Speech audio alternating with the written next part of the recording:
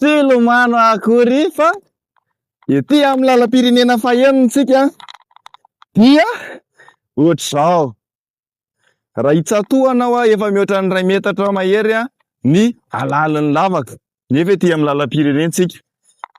Ety zany lalam-pirenena tsy hoe ny lalana misy lavadavaka fa ny lavaka ngeza be misy lalana kely de kely ohatran'ity ipetrahako ity. De io mipetrapetraka ety amorom-parian'ny lalam-pirenena faheniny.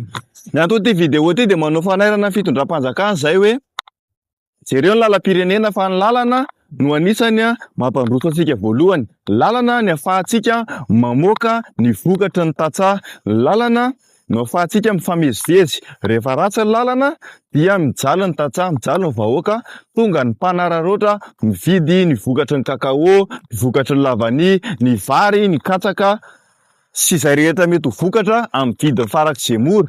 Dia tsy mandroso sika fa isan-taona nareo mandeha mandadilady mangataka amin'ny any ivelany foana hoe mba mivola anay. Zay e!